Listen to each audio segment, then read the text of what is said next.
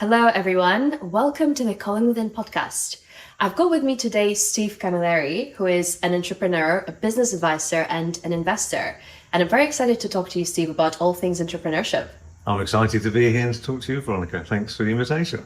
Yeah, it's going to be a good conversation because for me, as an inspiring entrepreneur, that's going to be very useful.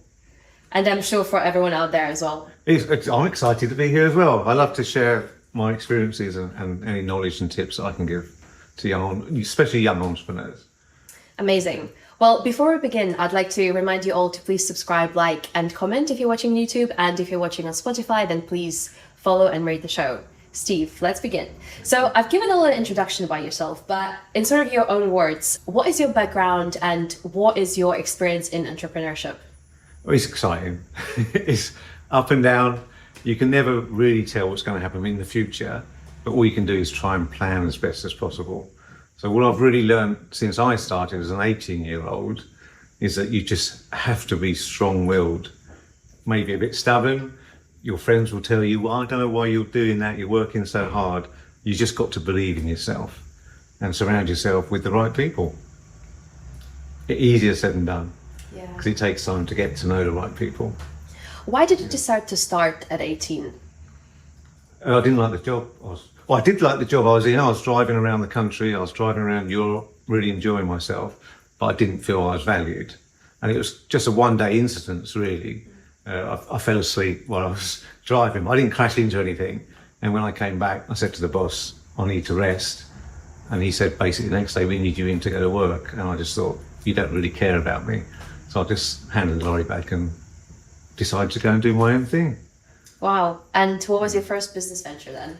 My first business venture was to drive a sports car, a little MGB GT, into the West End and pick up a reel of tape that had to be analysed in America. And I had to take that to Heathrow Airport to catch a flight. And from that, I met somebody who was also at the airport, who then went on to become my biggest customer. So it's just being in the right place at the right time. Wow. And since then, I've assumed you've been involved in a lot of different ventures. Yeah, so that first venture was a logistics company. And at Heathrow Airport, I went on to be able to deliver any parcel, any size, anywhere in the UK country next day. So if it arrived at 7 p.m. at night, the next day it could be delivered to Scotland. So we had a fleet of vehicles, and through that process, I had to acquire other companies around the country because of the laws in driving hours. You had to shorten the amount of time a driver was on the road. So that kind of instigated me to push forward and acquire other companies. That's where I learned the skill just by myself to take over other companies. Wow. Yeah. And so you've been an entrepreneur for 45 years next year, is that right? Next year, yes. Yes. Wow. It must have been such a long journey, but I'm sure full of surprises and full of exciting things. Yes, I am reflecting on it this year, because next year I do want to write a book, or at least get some of my history down, documented, so people can have a laugh or have a cry. You know, it is that sort of emotional journey you go on. And if I could tell you some of the things that happen, you'd be shocked. Yeah. So we've been raided, we've been held up with baseball bats with nails in, we've had lorries hijacked, we've had loads of stuff go on. You know, so I've got those exciting, well, I call exciting stories to tell. And I've also got the relationships. People have got married by knowing me, coming to our Christmas parties. You've had all that going on as well. So to get involved with entrepreneurs now who are just starting on their journey, there was one 4 years ago. And I said, how can I help you? What do you want to achieve? He said, I want to have a successful business, obviously, don't we all? I want to have a child by the time I'm 30, and I want to be on the property ladder in London as well. And bear in mind, no income at that point, because he wasn't working. And last year, I got on the property ladder. It's got 20 staff, £1 million turnover, and just given birth to the first child a couple of weeks ago. Well, not him, his wife, obviously. Yeah. So to see him succeed, and for me to be behind him all that way is just fantastic. Wow, what an incredible story. And that is one of the businesses that you're primarily involved in and are advising on now. Yes, still, I'm still there in the background. That's what I like to do now, is to be the person that you can talk to. I'll say join you on your journey. I can be there enough to help you move your business forward. And when entrepreneurs get to a stage where the same thought keeps coming into your head every day because you don't know how to solve it, or you haven't got enough time to investigate how to solve it, you pick up the phone to Steve. And Steve says, I've got a solution for that. Wow, you're a very useful person. Yes.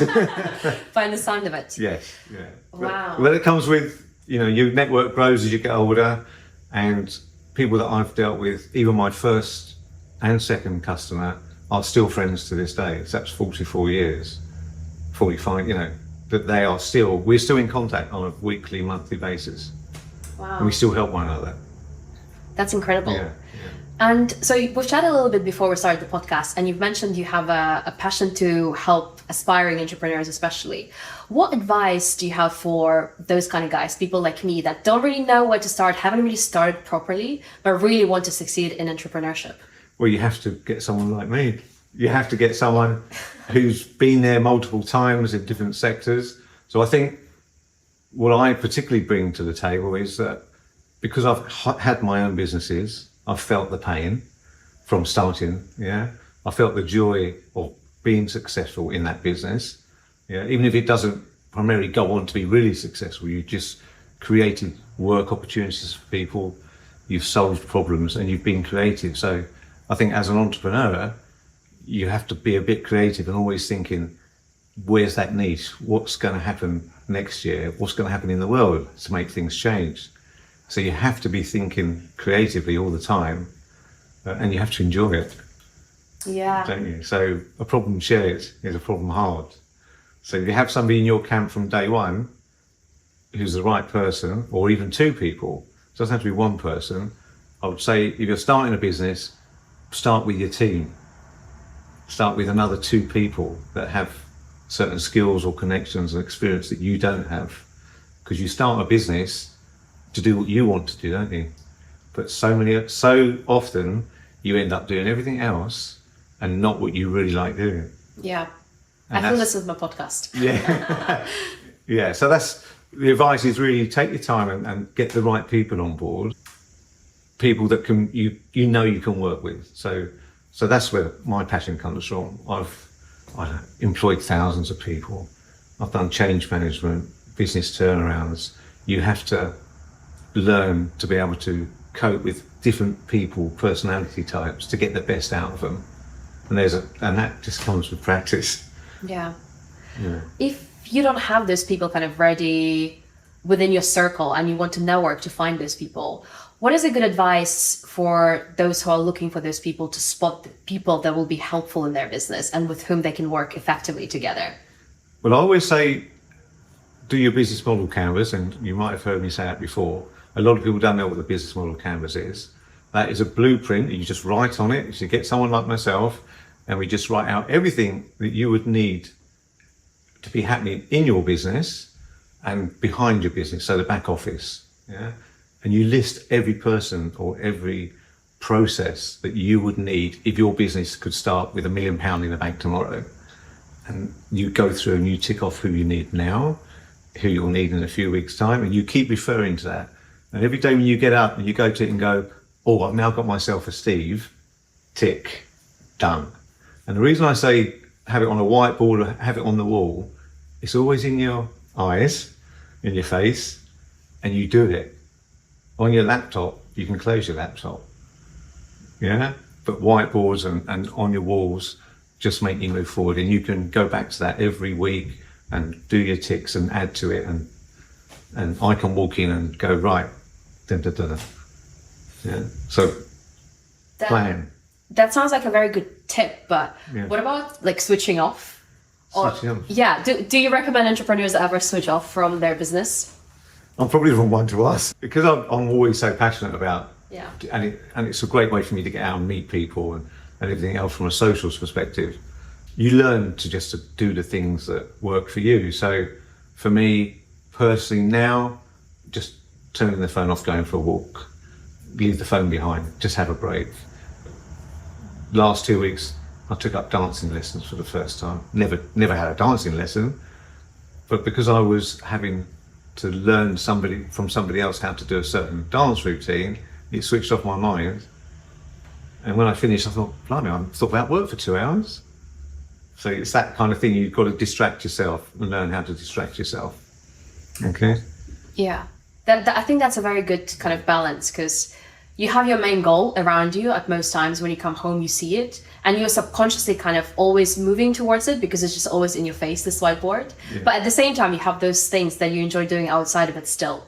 But when you come back home and when you come back to your regular environment, there it is again. Yes, I would say the way I work with entrepreneurs is I'll let you sink a little bit and then I'll come along and pull you up. Yeah, so I want you to feel the pain. I don't want to be there protecting you so much that you never get that, oh, this is really hard, how am I going to solve it? Because I want you to solve things yourself. So I might say, well, have you thought about this? Have you thought about this? And have you thought about that? And quite often you go, no, I didn't even know about that. So it's that kind of teasing that I like to bring to the table, to pull people forward. And it's very important for the entrepreneur because they learn firsthand. It's a very different learning skill, I think, when you learn through practice as opposed to somebody telling you how to do it. Yes. Yeah. Yes. Anybody that you're going to work with, and that's me with you or you with any collaborations that you do, you've got to find a way that even if you have an argument, you still work together. You don't stop working together. You work your way through it. Yeah, which is really hard as well, because you feel let down. The first thing you do is flare up. So I've learned to stay very calm. I mean, going way back 40 plus years ago, sometimes I had a fight with one of my staff, and then we go to the pub and say, sorry, yeah, just had a bad day. You can't do that nowadays. So you have to learn to just deep breath, slow down. Yeah. Yeah. Okay. That all makes sense to me. From your experience, like having witnessed many entrepreneurs become successful, do you have any sort of key criteria or personality traits that you can kind of spot in people that determine the future success? So it sounds to me like organizational skills, getting well with people are quite useful, but anything else? I would say I've met people done very well that aren't nice people. You know, it's just they probably bring in the people that they can control. So that is quite a skill in itself, to be honest. Yeah. So they would employ people that maybe wouldn't get jobs elsewhere, but they would be able to let off their anger, and then the staff member would just say, "Oh, so and so just had a baby's moments," no, and then they'd all be down the pub again, you know, and happy.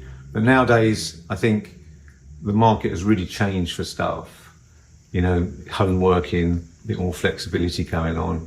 You have to surround yourself with people like yourself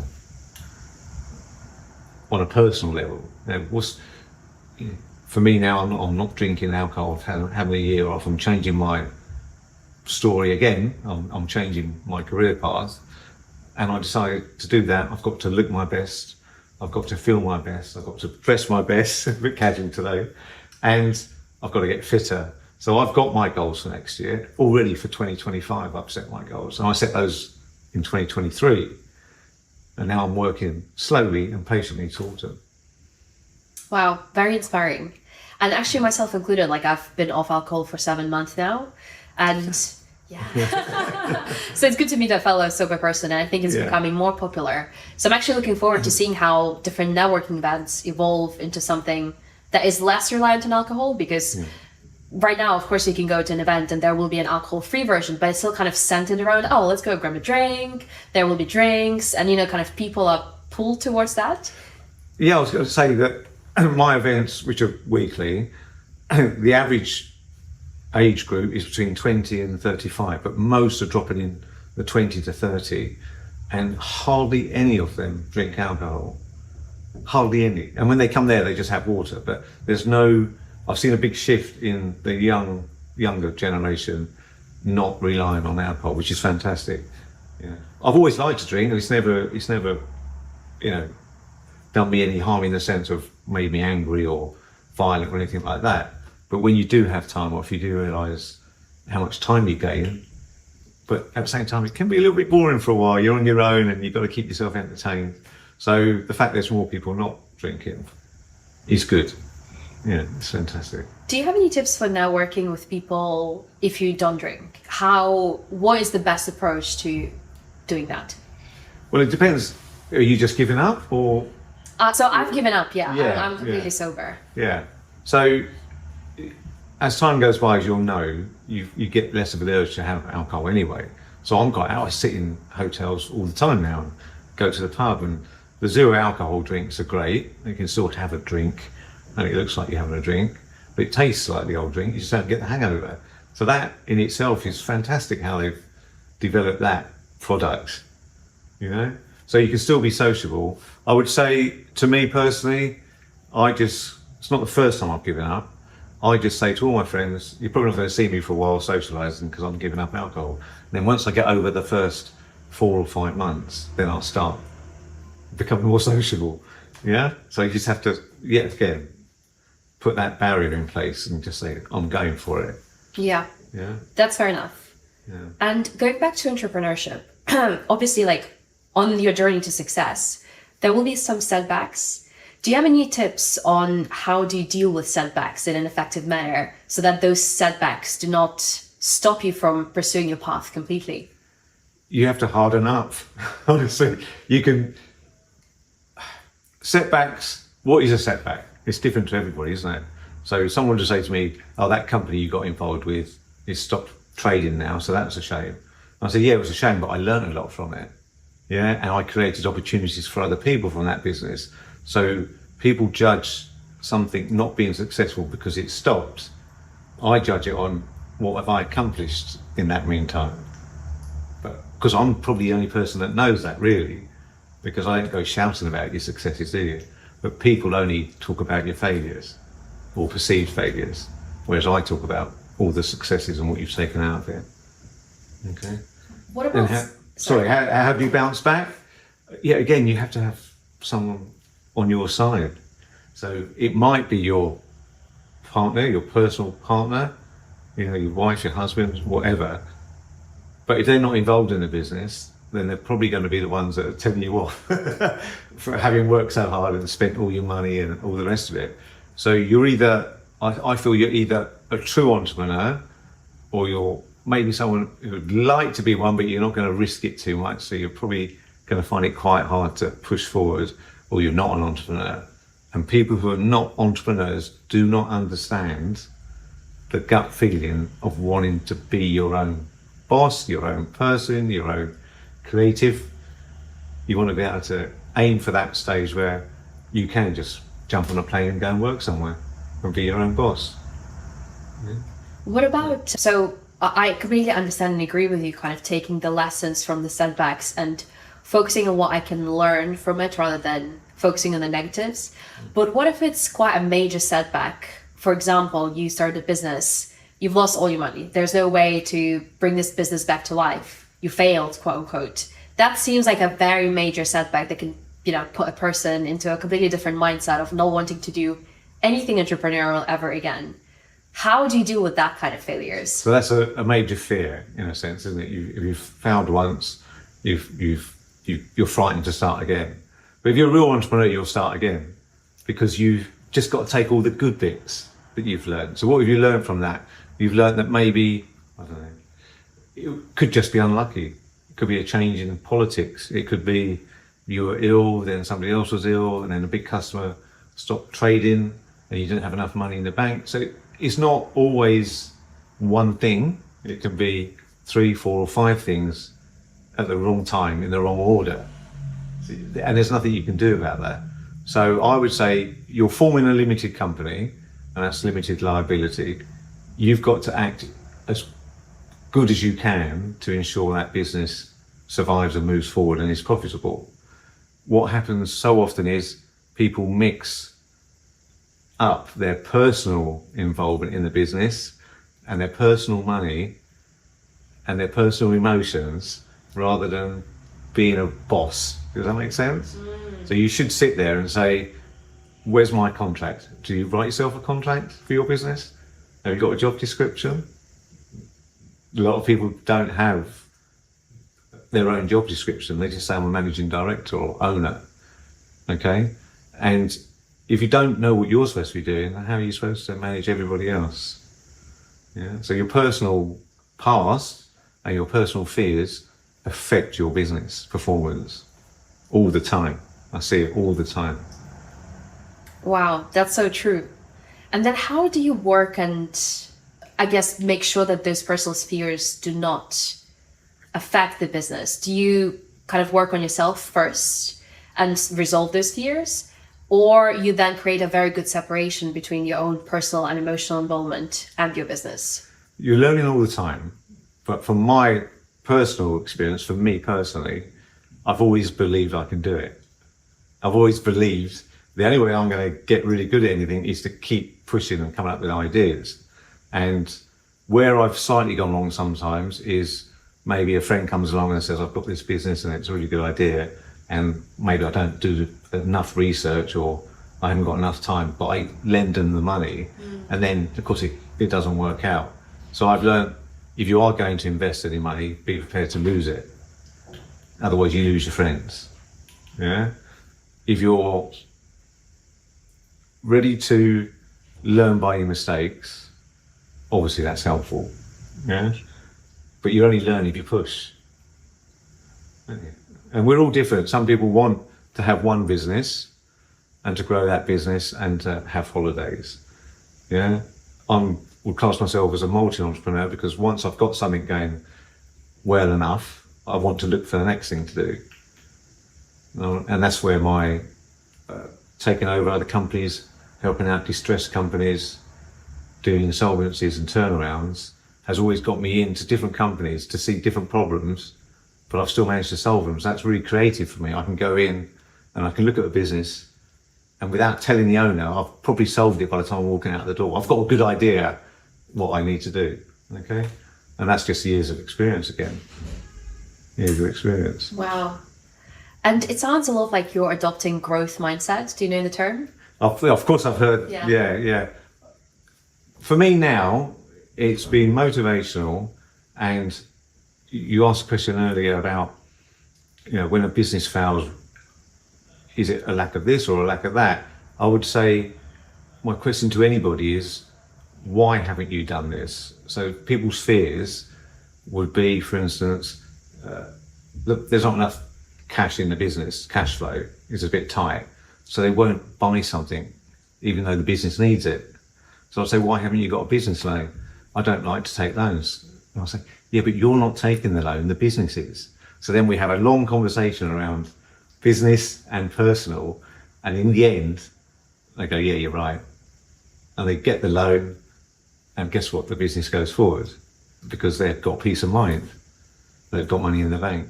So it's your own fears hold back nearly all businesses, especially early stage. Wow. And I guess also what we spoke about on the phone before we decided to do the podcast is you mentioned that upbringing has a huge role when it comes to running a business. Could you expand on that? I guess it's kind of intertwined with the fears. Yeah. So if you come from a background where your parents tell you never to take out a loan, yeah, they tell you to get a 9-to-5 job, to get a career as an accountant or, a fixed career, and you decide to go outside of that and start your own business, straight away, they're not going to tell you, but then they're not really behind you, are they? Yeah? So you're on your own. So straight away, you've gone from maybe having people supporting you in a career to you making your own decision and having to do it on your own. And a fear of failure then comes in, because the last thing you want to do is fail. Yeah? And if that's on your mind all the time, guess what's going to happen? You're probably going to fail because you're not making the decisions that you should be making for the business. You're making them for yourself. Safe. You're playing too safe. Wow. Makes a lot of sense, actually. And that I think is so important to also have your own kind of firm ground before venturing into entrepreneurship. Because as you said, it makes such a difference to the business, whether you have a fear or not. And yeah, I just want to emphasize the importance again of working on yourself first, or at the same time, but please work on yourself. Yes, yeah, you've got to. Everybody will tell you, what are you selling? what's the benefits of what you're promoting, selling, service you're offering, and everybody goes looking for that, unique selling point, that hook to catch people. I just say, be yourself. If you want to be the best flower grower, concentrate on being the best flower grower, and the flowers will sell themselves, won't they? If you're energized by what you're doing, it shows in your face. It shows in your demeanor. And it's not a job then, is it? So when anybody starts off on their entrepreneurial road, they're usually bringing skills they've learned from their previous employer, for instance. But you're also bringing some of the good habits. But you've given up a salary for a job that's longer hours and less pay for the dream to be your own boss. And then you think, oh, you've got some clients, which is exciting, you get your first clients. Then you have to go to get more clients, and then you have to employ somebody. So then you become the boss, and you've got to learn another skill, haven't you? So you're learning all the time, but you're risking all the time, and you're probably the last one to get paid as well. Lovely. Yeah. Sounds like a great deal to me. So to make sure that's not going to happen, you've got to do some numbers, nothing too crazy, just basic business planning. The canvas is great. It's a shortcut to a business plan. And you will be able to set yourself a quarterly target to achieve maybe one hard thing that's going to be hard to achieve, and 3 or 4 that are quite comfortable to achieve. So you're not always knocking yourself by not achieving something, but you need to be held accountable, don't you? Because we'll all do what we love doing before we try to do something we don't like doing. So somebody like me on board, who's got that experience, I will say to you, have you done that yet?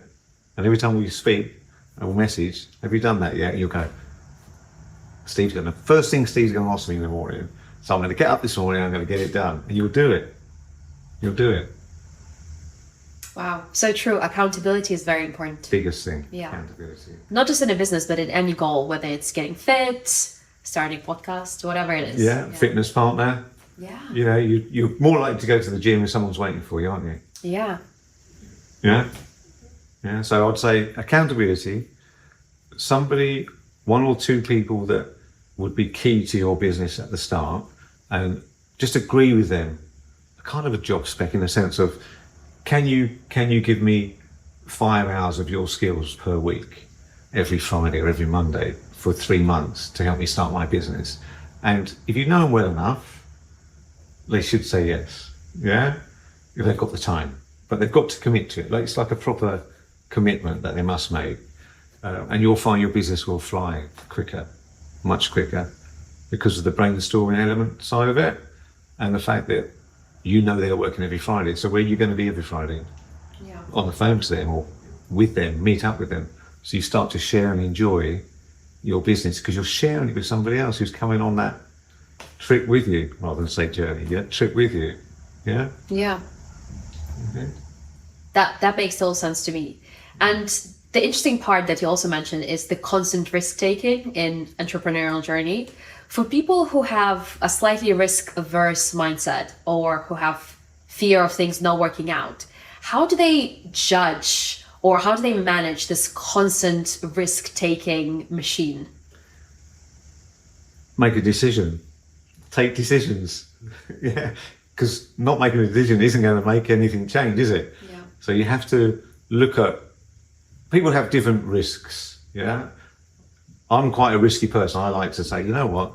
I know we should do a massive plan on this, but let's just give it a go. Because then you can work out a little bit. Your business is always changing, or business idea changes depending on what's going on in the world, trends and everything else. So you have to at least take some tiny steps each day towards something. And if it's not working, just stop and take a break. As we said earlier, go and take a walk, turn your phone off, chat with somebody else, and just take a break. Because when you sleep on things, guess what? The next morning, you've got it. So I always sleep on things now. People say, what do you think? Should we move forward? I'll let you know in the morning. I like to sleep on it. Sleep on everything. I love this advice. Sleep on everything because your brain works its way through the night. I think there is some interesting research about it. It is scientifically backed that you will perform better cognitively in the morning after a good night's sleep as well, not just like a nap or a very bad night of sleep. But if you prioritize your sleep and rest well, then in the morning you should be like a new person, hopefully. Well, I've yes, that's true. But as an entrepreneur who's solving people's problems, for instance, if I've gone in to save a business and it's in trouble and the bailiffs have been knocking on the door, I will always wake up between 2 and 4 o'clock to solve the problem. So I'll go to bed with all the problems that I've seen during the day, with thoughts in my mind. I'll sleep for about 3 or 4 hours, but then I will wake up and I will have a plan.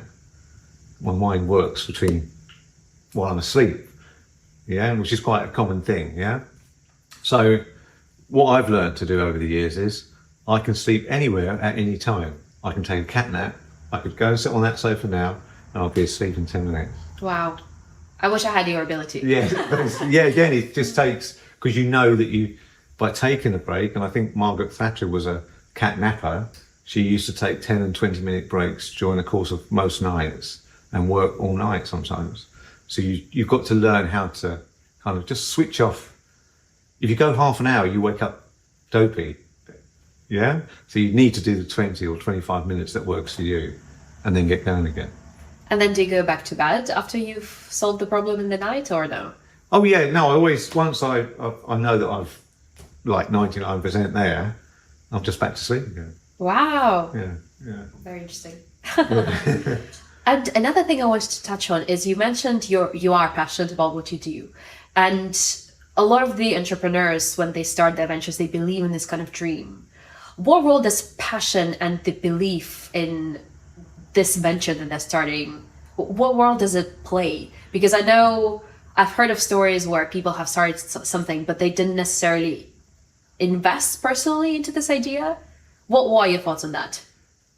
People always ask you to invest money as proof that you're invested in it. I don't necessarily think you have to invest money, but you have to maybe give time and you have to be prepared to listen.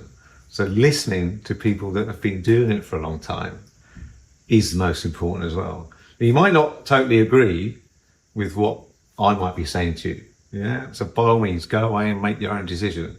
And I'll just be there waiting for you to come back and say, it happens all the time. Oh, I wish I'd listened to you ages ago. So I can't make you do things, but you've got to trust people. Trust has been lost a lot over the years probably because of social media. There's always someone trying to sell you something. There's, underhand tactics going on now. Whereas when I started, all our clients were by referral. Because we only had magazines and newspapers to advertise in, and our vehicles with our name on the side. So it was all through referrals.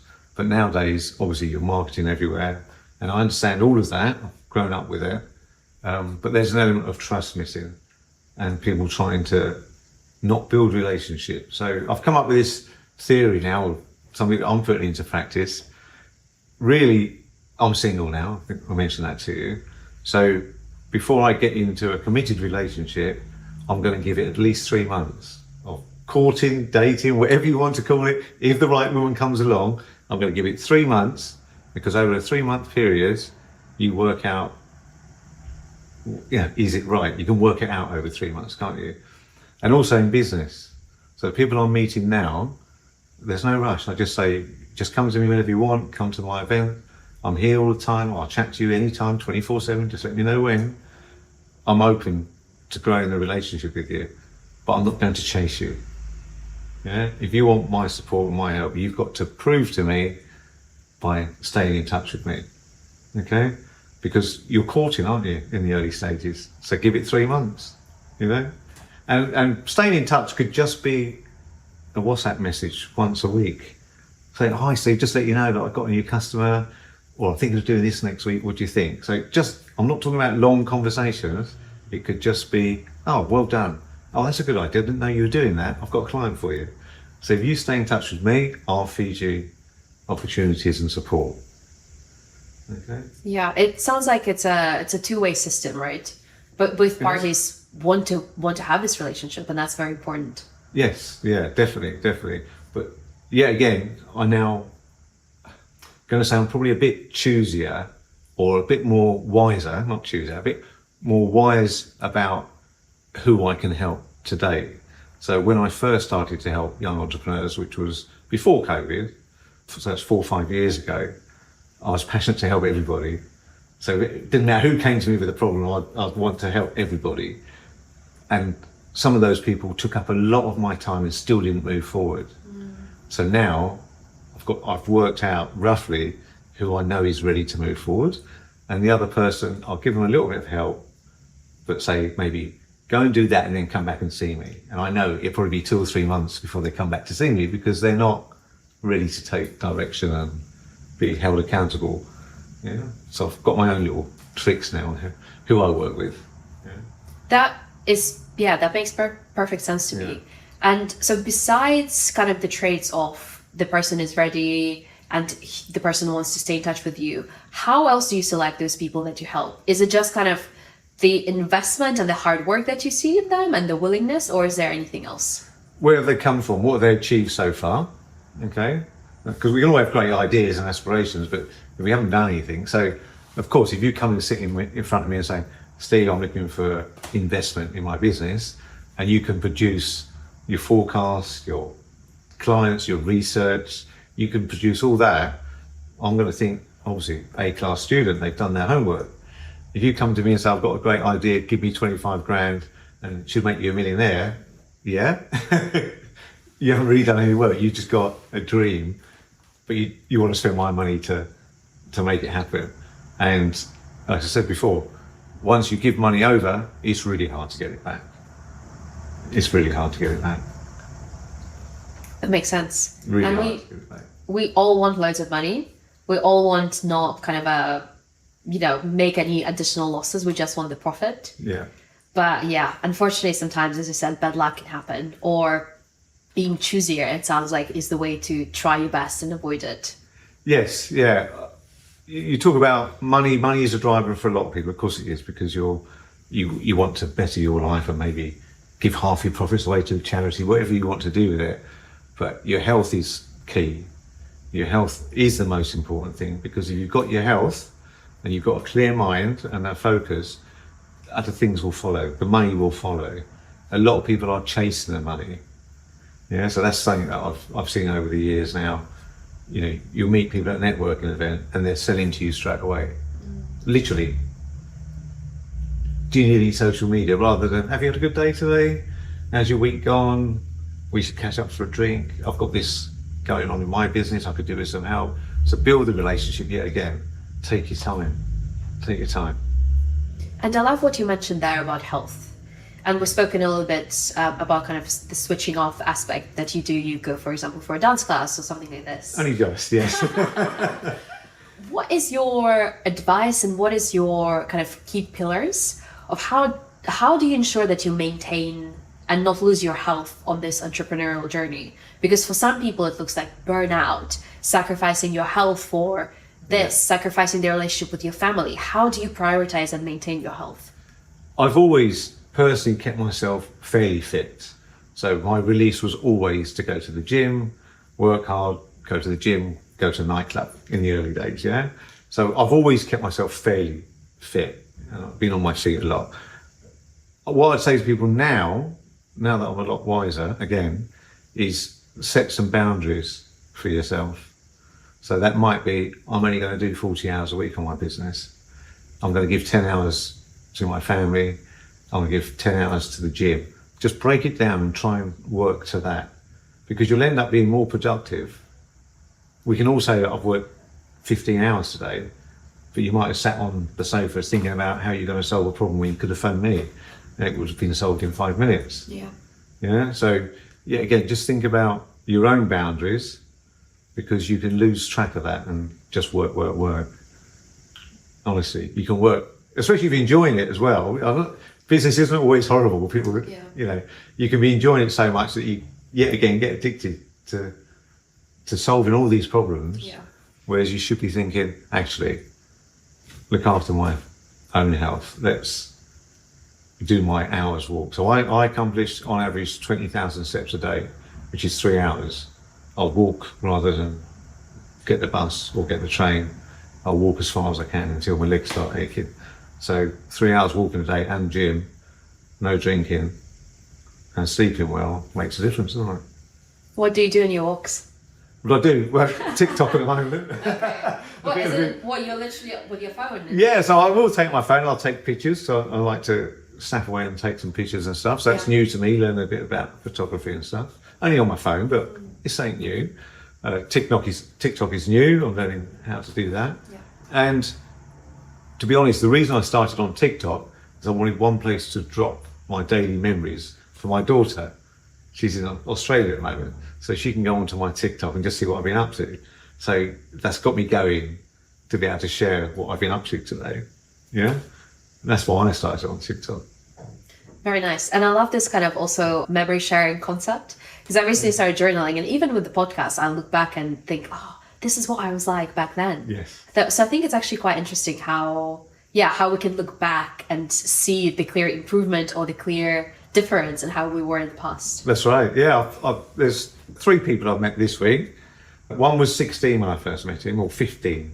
He was the youngest person that I was mentoring at the time. He was 15. He's 22 now, and his business that he came up with during COVID has a £3 million turnover. Yeah. So from 16 to 22, he's been doing the business for 2 years. So he was 20 when he started. He's now £3 million turnover and £300,000 a year net profit. He doesn't know what to do next now. He's settled. Well, no, he's just asking me how can he grow it further. So we haven't been in contact a lot, but he's always remembered me from the beginning, and we've had a few messages throughout the year, just 2 or 3, honestly, not a lot. But now he's at the stage where he wants to take it from 3 mil to 6 mil. It's another big jump, and he said, come and have a chat with me. You know? And somebody else who's just in their 20s, 22, smaller business, but he hasn't got any business experience. So he wants me now to make it grow 2 or 3, 400,000 next year. And I've already got a plan for him. So it's like, you know, so that's what I love to see, young people coming through and achieving their goals for this time of their life, you know. That's exciting. Yes. So we've covered quite a few things, but I know you're quite passionate about the topic of resilience. And we've spoken about the setbacks and how can one recover from those setbacks, even if those feel like a big failure. But how can entrepreneurs actually continuously develop their resilience with not necessarily looking for another setback to come and to develop this resilience? But what is the way of, continuous development of this resilience without necessarily looking for setbacks? Right, okay, so you have to keep educating yourself, yeah? Because if you know what's going on in the marketplace, or you know what's out there to make your life easier, then you get more comfortable, yeah? So your research is always important. Your resilience to failures we've touched on, they're kind of one-off, they come up and they hit you, and you just got to do whatever you got to do to survive, haven't you? And that makes you stronger in the sense of once you solve one problem, the same problem comes along in another business, you've probably got the answer.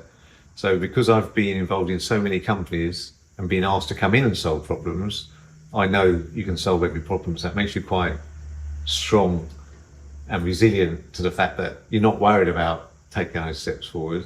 You're always thinking, we can solve this. It's a can-do attitude, isn't it? Yeah. With resilience, I would probably say, going right back to what we spoke about at the beginning, look after yourself, get your rest, do the healthy things that you're supposed to do, because your mind is a lot quicker and a lot more positive, and that builds your resilience the quickest way, honestly. Wow, there's so much wisdom there. And I feel like actually resilience is something that I'm working on myself as well, because obviously I'm branching out into new ventures like podcasting and then probably some other business ventures. And I think that's such an important life skill. So even if you feel like it's not necessarily getting you anywhere, like you will by definition develop it just by doing all those things that you mentioned. It will serve you a long way. Yes, when it's needed. Yeah. As I say, sometimes it's just, you don't think you've done much, but then something happens and you straight away you think, no, I'm strong enough, I can cope with this. Yeah. Or I might need to ask someone to come and give me a hand. So quite a lot of the time people are reluctant to ask for help. You know, they'd rather keep going through the pain for some reason. And then say, I've solved it myself. And you say, yeah, well, if you phoned me up, I could have solved it weeks ago for you, but enjoy the pain, but at least you're a bit more resilient. So sometimes you've got to learn when to try and solve things yourself. And then sometimes let's get somebody else in to help you. Okay? So resilience, we will build as you become an entrepreneur, without doubt. Yeah. Do you do yoga or anything like that? I do, yes, actually, yeah. Okay. I've had a couple of people chat on the podcast about yoga. It's helped me so much tremendously in my career, and meditation as well. I can just notice myself being more mindful, more aware. I can catch myself being anxious and stop it at the root, as opposed to it blowing up into an anxiety or panic attack. Yes. So it's been, very, very helpful. Yeah. The one thing that I'd like to emphasize really is, if something continues to go around in your mind, so it's the last thing you think of at night and the first thing you think of in the morning, and you think about probably all day long, you need to speak to somebody else. You need to share that burden, that thought. You know, you won't generally solve it yourself, because you'll learn to solve things really quickly that you've got the answers to, and the things you don't know about will just eat away in your mind. So offload as quick as you can to someone if it's a repetitive thought in your mind. And do you mean that is a business advisor, a counselor, a friend? What kind of people do we float to? Well, yeah, again, it's the person that's with you from the beginning or joins you and says, look, I've got lots of experience. You need anything, just give me a call. Yeah. Yeah. So I've still got people I phone up and have a quick chat with, because I know that it's their area of expertise and they will solve it in 2 minutes, whereas I'll be doing my research on Google. There'll be loads of different messages and you don't know which one to do. I just pick up the phone and problems solved. Yeah. You know, so really knowing what to do at the right time is really important for your health and well-being, and get your rest. Yeah. That builds your resilience. And actually on the rest piece, I actually want to ask you about the weekends, because I feel like the weekends in entrepreneurial life are very different to a regular person's weekends. How should an entrepreneur utilize their weekends to the maximum so that they get both the rest, or how should they structure their work on the weekends? Good question. Yet again, you're probably asking the wrong person, because I've probably been not a total workaholic, but because I've always enjoyed what I've done. And I've always made it very clear. So even when I got married, lucky enough, the lady I was marrying, she knew that business was first, because her father was an entrepreneur. So she'd been brought up with that. He's only ever here at the weekends, he's flying somewhere to do this, fun to do that. So really, the weekends have to be something that you still enjoy doing. So at the moment, I don't really have a weekend. Everybody else has a weekend, but to me, every day is a good day. Every day I do what I like to do and I enjoy doing, and I just map out what I think I'm going to do today. And you'll see that on some of my podcasts. I say, today this is my plan for the day. And something I did a couple of weeks ago was I decided to have no plan for a Wednesday and just see where the world took me. Yeah? And it was nice not to have any plans. And believe it or not, nobody phoned me. Nobody even messaged me. And the whole day just went, and I walked and I spoke to them when I saw my dad.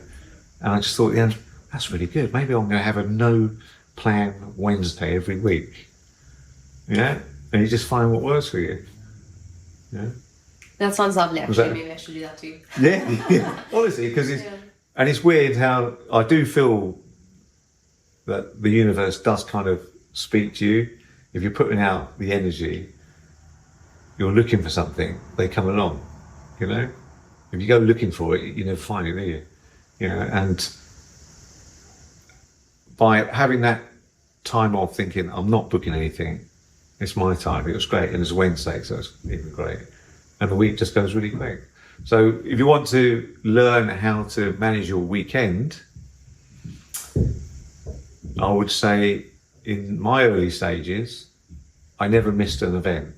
It didn't matter where I was. If I was working until 5 or 6 o'clock, people would just say, yeah, Steve, see you later. And I would always go to that event.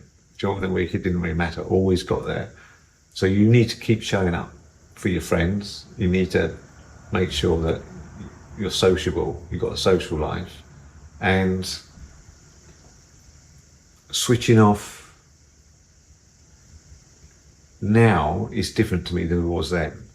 So when you're younger, you're obviously a lot younger than myself, it might be drink, it might be going to the nightclub and having a good dance and getting drunk. I'm not saying that's good or bad or whatever it is, but obviously now, as I'm on the sober road again, you get a steady balance to your life and you get enjoyment from meeting people, chatting to people like your podcast today. It's exciting to come here today. Yeah, it's exciting. Being invited somewhere because I'm going to share my knowledge.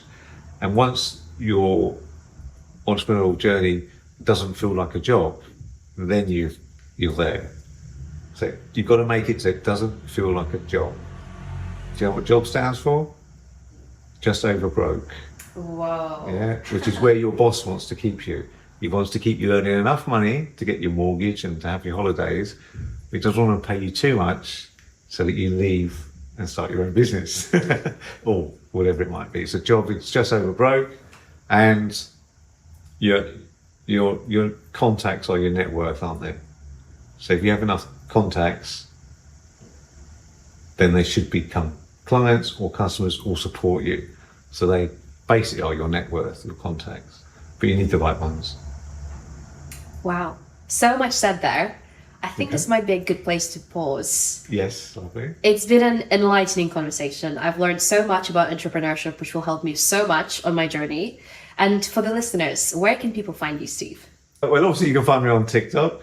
You'll find me on Locals. So you can go on, I've got 6 or 7 events running on there at the moment. I'm going to be firing those all off soon. And that's the main 2 places at the moment.